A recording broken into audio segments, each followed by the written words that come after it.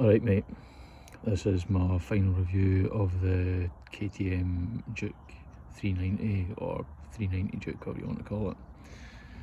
So I've had this bike for roughly about 2 years. So it's had a couple of services and it's got a couple of extras on it as well. First thing I done was, if you see my other video, I changed the slip on. This is by SP Engineering. As you can see, the baffle has managed to fall back in. I had the bobbins on, but there's been a wee bit of a dent because there's been contact there with the bobbins when it's been on. Where are we? Got the handguards, they're KTM handguards as well. It has been lowered because I'm vertically challenged. As you can see, it's quite clean. It has seen 2 rounds of salt. The chain is the original chain on it as well. And I have taken apart the calipers as well and cleaned the brakes probably about 4 times, 3 or 4 times anyway. The bike overall has been absolutely fantastic. It's just when it was starting to approach a service that it was having some issues with the throttle. If I can open the throttle quickly, it would shut off, or it would, as I thought when I went for a service anyway, one of the filters was blocked, and it was the air filter. One of the other extras was the spark plug. I changed it for an NGK Iridium one, as I've seen online, and that made quite a big difference in regards to the low RPM, what do you call it, like throttle control. It wasn't as here than everywhere, like blah, blah, blah, blah. You probably know what I'm talking about if you've had a cheap bike or a single engine. It's just been a bit more smoother. I feel like the pickup's been a wee bit better as well. What else? I have to say, like in regards to the handling has been absolutely superb in the corners. There's been a couple of times I went into a corner but too aggressively as I've been learning my craft, and I've just leaned further and the bike just seems to stick. That for this model, that came off a 125 that had been taken apart. So the one that came in the black, since I've seen the salt, it just started peeling. The exhaust does corrode, but I've had a 125 that has been worse. I've not done a service myself because it's had to keep it within warranty. It gets a bit fussy with the oil level. If the oil level's not bang on where it has to be, then it kind of throws a wobble, and then it goes into limp mode. The first time kind of scared me, and I was mid overtaking on a 60 and it just decided to go into limp mode where I was just complete loss of power. And then I think it was either the oil was a bit too much or a bit too low, and I amended that and I rode it a couple of times and I was like, that's fine. And then I'd done it again, so it can be quite fussy in regards to that. These, it doesn't seem to hold the cable that well. I noticed when I was last looking at it that this had popped off, and this was at I think it's the ABS cable. It was rubbing on the outside of the tyre and it was almost at the wire, so I managed to put a zip tie on that and some electrical tape, and that seems to have been fine. What else? Acceleration. The acceleration is quite punchy, I would say. It sounds cliche because everyone says it online, but I would agree it is quite punchy. I would say it's probably more of a toy. I went a long distance on it. I went up to the north of Scotland, and the seat was seriously uncomfortable. It's probably putting a lot of pressure on it. It looks a bit soft, but it's actually quite firm. Very uncomfortable and just kind of scoop the wind. That was one of the reasons I'm getting rid of it. Is it's great up to about 60 mile an hour, and then any kind of low capacity machine, it just kind of tails out. It could sit at 70, but I wouldn't sit at 70 too long. Probably sit at 60 mile an hour, absolutely fine, all day, no problem. Brakes have been absolutely fine. I've been getting a squeal every now and again, but that's just mean that everything's kind of needing, as you can see, taken apart here, and it's been cleaned, making sure the pads can slide where they have to. It is a really quiet bike, like definitely quiet bike. I will start it with the baffle back in it, but with the baffle out, there's a lot. It saved my bacon, don't know how many times. Underneath here it gets very muddy, as you probably imagine anyway. There has been a bit of corrosion kind of around towards the tail end stuff here, but overall it's every 2, maybe 3 months it's had a coating of ACF 50 and it's been kept clean.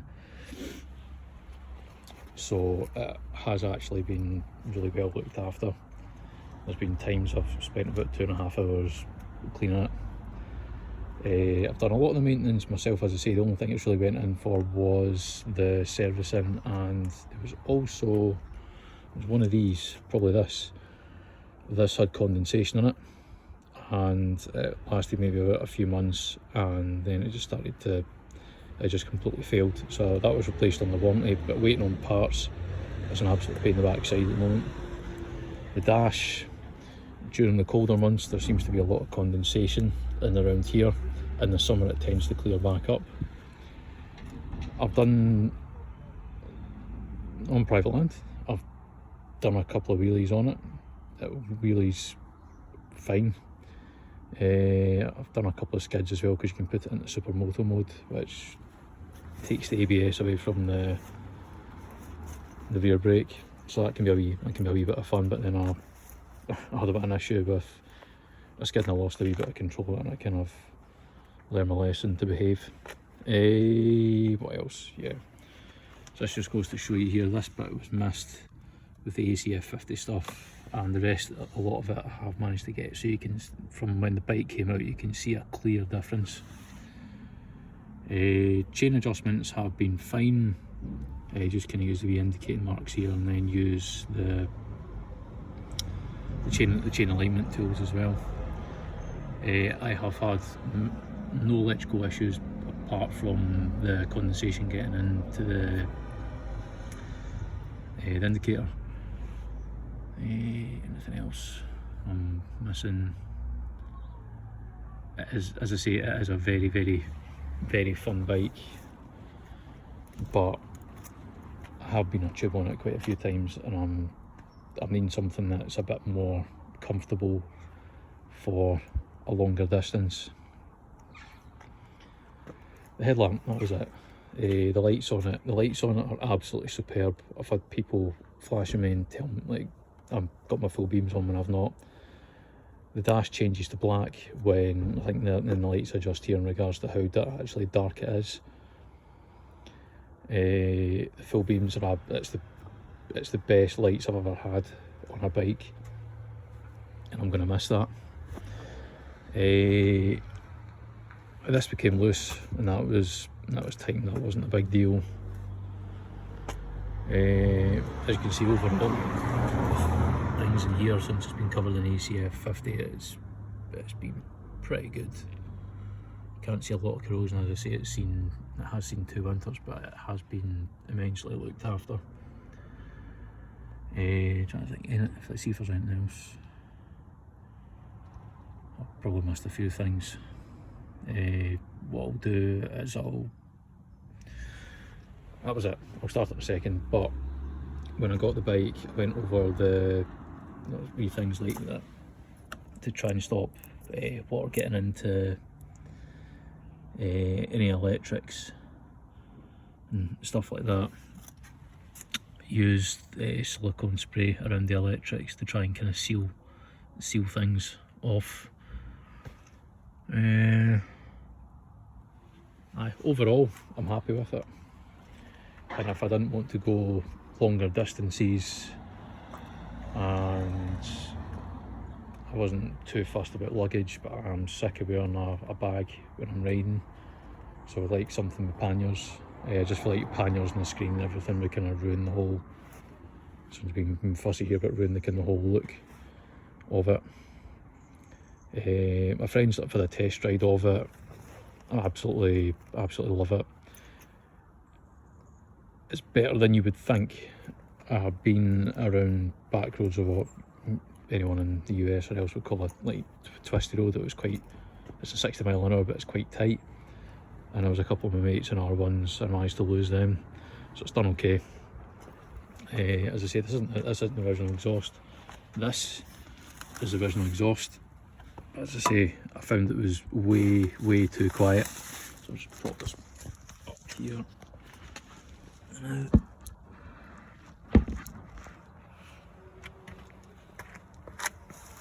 so you can see the difference there.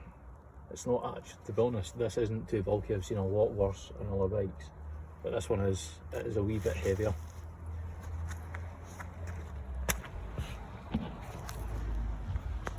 If there's anything I've missed, you can just drop me a what was I going to say? 1 second. Anyway, if there's anything I've missed, you could just let me know anyway, and I'm free to ask questions, that's no problem. So that's a cold start, and it's been sat for about 4 days.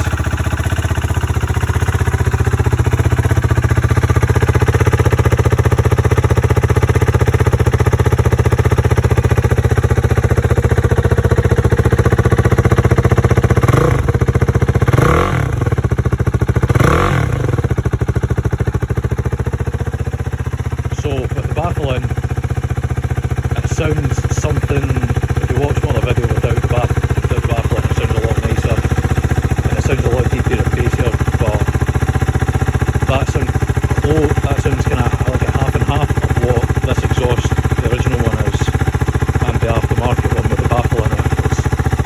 It's not as shouty, it's kind of a wee bit more throaty, so you can actually change the tone by putting the baffle in, the baffle out, whatever you want, or the low presence anyway.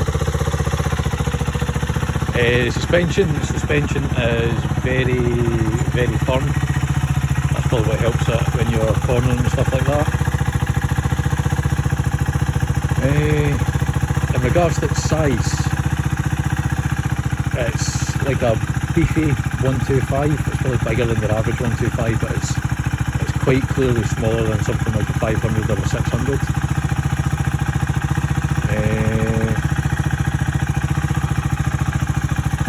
I can't think of anything else now, but if there's any questions in almost 2 years of ownership, feel free to let me know. Anyway,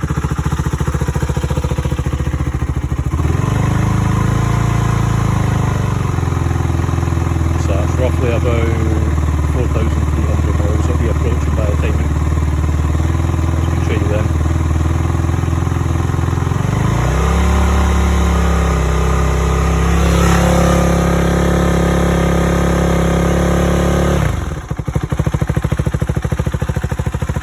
It is cold, it's roughly about 4 degrees in a way now, so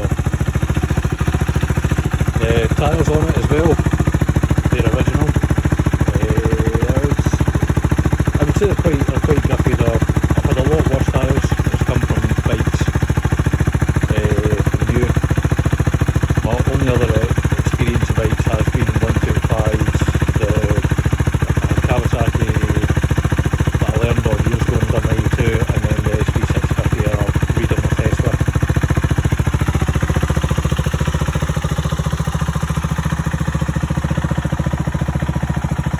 So overall, I'm happy with it, and I'm sad to see it go, but I'm needing something I'm looking to get an idiot on and kill myself on.